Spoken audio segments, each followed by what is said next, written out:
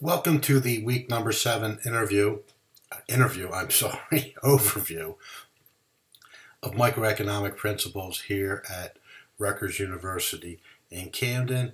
And in this week we are going over chapters 9 and 12. And in chapter 9 we're taking a look at long-run cost and output decisions. For this chapter, I think there's a few things that you need to understand. First off, for any firm, one of the three conditions hold at any given moment. The firm is earning a positive profit, the firm is suffering losses, or the firm is just breaking even. That is, earning a normal rate of return and thus zero economic profits. For the short-run conditions and long-run directions, make sure you remember that a firm is earning positive profits in the short run and expects to continue doing so, has an incentive to expand in the long run. Remember that profits also provide an incentive for new firms to enter an industry. In the short run, firms suffering losses are stuck in the industry. They can shut down operations, that is, have an output that's equal to zero, but they still must bear their fixed costs. In the long run, firms suffering losses can exit an industry. A firm's decision about whether to shut down in the short run depends solely on whether the total revenue from operating is sufficient to cover total variable costs. So make sure you remember that total revenues exceeding relative to variable cost determines whether or not a firm will shut down. If total revenue exceeds total variable cost, the excess can be used to pay some fixed cost and thus reduce losses. Anytime price is below the minimum point on the average variable cost curve, total revenue will be less than total variable cost and the firm will shut down. If you think about it, at that point, if the firm shuts down, it's only losing its fixed costs. If it can't even cover its variable costs, it's losing fixed costs plus the difference between its revenues and its variable costs. The minimum point on the average variable cost curve, which is also the point where the marginal cost and average variable cost intersect, is called the shutdown point. Important thing to remember. At all prices above the shutdown point, the marginal cost curve shows the profit maximizing level of output. At all prices below it, the optimal short-run output is equal to zero. The short-run supply curve of a firm in a perfectly competitive industry is the portion of the marginal cost curve that lies above the average variable cost curve. We're also going to take a look at long-run costs, particularly economies of scale and diseconomies of scale. When an increase in a firm's scale of production leads to lower average costs, the firm exhibits increasing returns to scale or economies of scale. When average costs do not change with the scale of production, the firm exhibits constant returns to scale. When an increase in the firm's scale of production leads to higher average costs, the firm exhibits decreasing returns to scale or diseconomies of scale.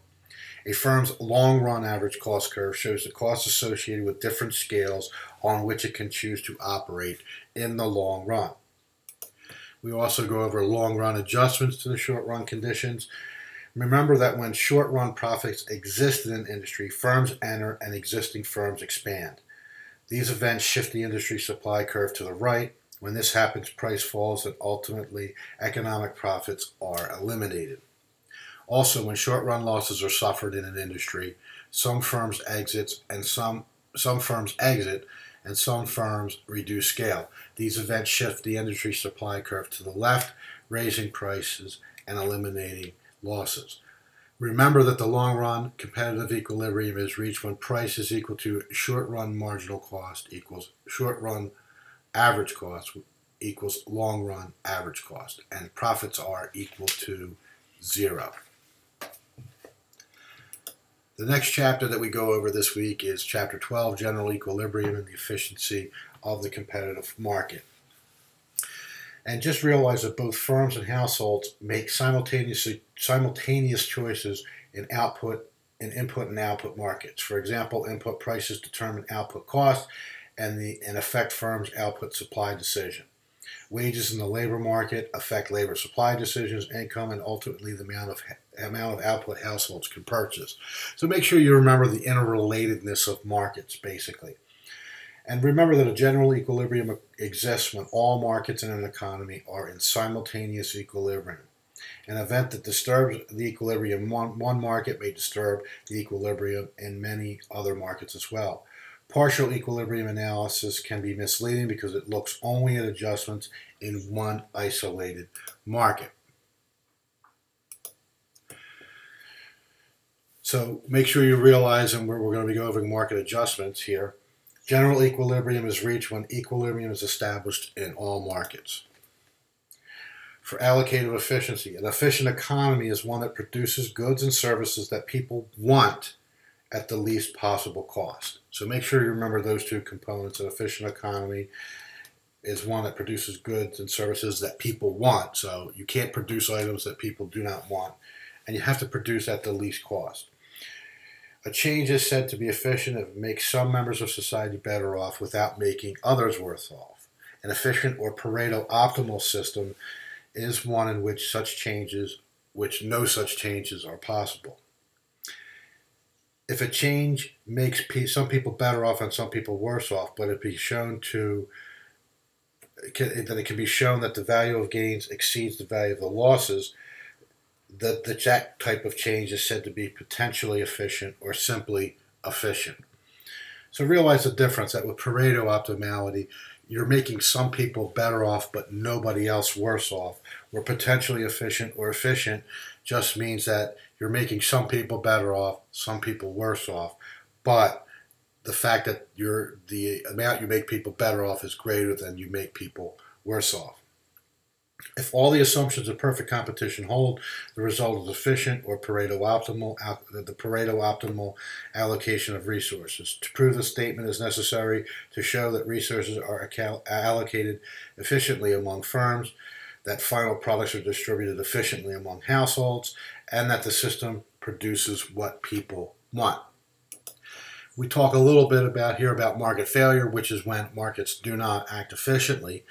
When the assumption of perfect competition does not hold, the conclusion that free, unregulated markets will produce an efficient allocation of resources breaks down.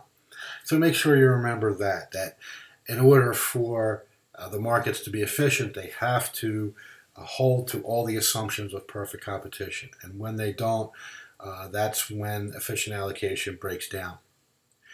Public or social goods bestow collective benefits on members of society. Make sure you remember what a public good is versus a private good. Because the benefits of social goods are collective, people cannot in most cases be excluded from enjoying them. Thus, private firms usually do not find it profitable to produce public goods. The need for public goods is thus another source of inefficiency. Make sure you remember what an externality is. An externality is a cost or benefit that is imposed or bestowed on an individual or group that is outside or external to the transaction. If such social costs or benefits are overlooked, the decision of households or firms are likely to be wrong or inefficient. And also, market efficiency depends on the assumptions that buyers have perfect information on product quality and price, and that firms have perfect information about input quality and price. Imperfect information can lead to wrong choices and inefficiency. And finally, the last section will be evaluating the market mechanism. Sources of market failure, such as imperfect markets, public goods, externalities, imperfect information, are considered by many to justify the existence of government and governmental policies that seek to redistribute costs and income on the basis of efficiency, equity, or both.